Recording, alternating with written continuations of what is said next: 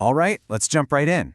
What if I told you that a comic book, the thing you might think of as just for fun, could actually be a teacher's secret weapon? For a long, long time, most people in education would have laughed at that idea. But today we're going to look at how this medium is proving to be a serious powerhouse in the classroom.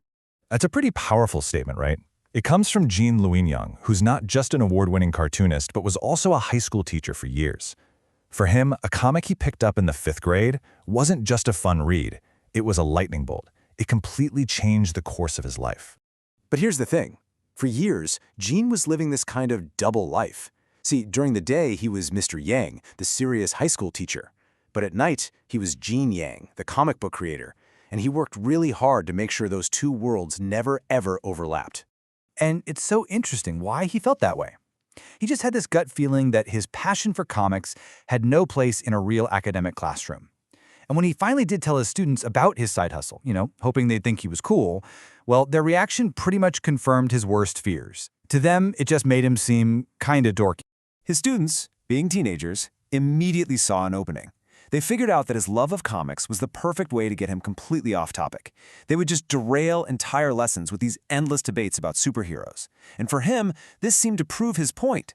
Comics were a distraction, not a tool for teaching. But he was about to find out just how wrong he was. Everything was about to change because of a totally unexpected problem. A moment of crisis in the classroom would force him to try something he never, ever would have thought of on his own. So here's the situation. He gets asked to sub for an Algebra 2 class, but his cartooning career was taking off, which meant he had to miss class every couple of weeks for events. So the challenge was, how could he give his students consistent, solid lectures when he wasn't even there? Okay, so his first idea seems pretty logical. He'd just record his lectures on video. He even tried to ham it up and make them engaging.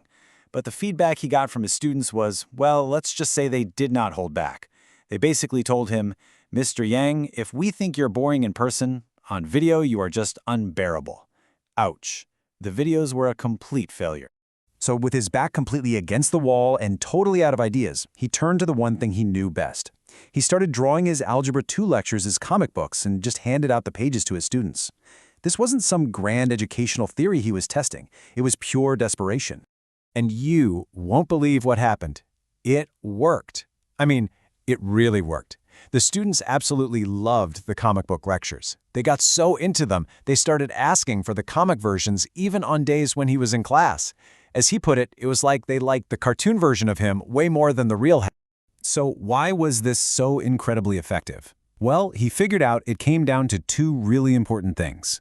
First, comics are visual. They speak a language that a lot of students are already fluent in. But here's the bigger deal. The format puts the student in control of the pace. Unlike a video that just barrels forward, a comic page lays everything out, the past, present, and future of the lesson, all at once. If a student gets stuck, they can just reread a tricky panel over and over until it clicks. They're in charge. Now, this huge success story is the complete opposite of how comics were seen for decades. And to really understand why a teacher like Mr. Yang felt like he had to hide his passion in the first place, we've got to take a quick look back at their pretty dark history in education. So, let me introduce you to the main villain of our story, a child psychologist named Dr. Frederick Wortham. In 1954, he published this book called Seduction of the Innocent. And in it, he made a shocking, and frankly pretty flimsy claim that comic books were a direct cause of juvenile delinquency. The impact of this book was immediate, and it was devastating. You see, back in the 1940s, comics were huge, a massive part of pop culture. But Wortham's book in '54 led to actual U.S. Senate hearings.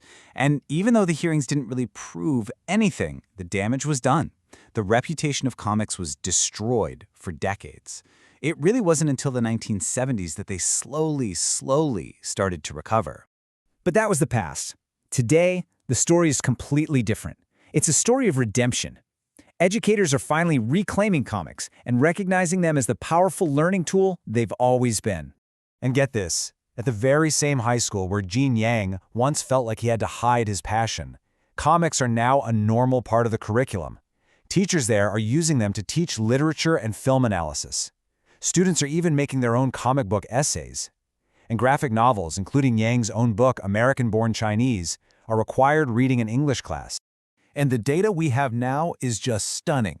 A study from the School Library Journal found that just by adding a good graphic novel section, a school library can increase its total circulation by a whopping 80%. That means more kids are walking into the library and checking out books. But here's the real kicker, the part that should make everyone lean in. It's not just that kids are reading more comics. That same study found that adding graphic novels also boosted the circulation of traditional, text-only books by 30%. They're like a gateway drug to reading. They get kids excited about the whole library. So what's next? Well, comics have made huge progress in subjects like English and history, but the next great frontier is definitely STEM. We're seeing more and more creators making comics about complex math and science topics, areas where having a visual, self-paced explanation could be a total game changer. So we've gone from a teacher's dorky secret all the way to a proven educational powerhouse. Gene Yang's story really shows us that sometimes the best tools for learning are the ones we've written off as just for kids. Which leaves us with a final thought. What complex, unbearable subject in your life is just waiting for someone to bring it to life as a comic?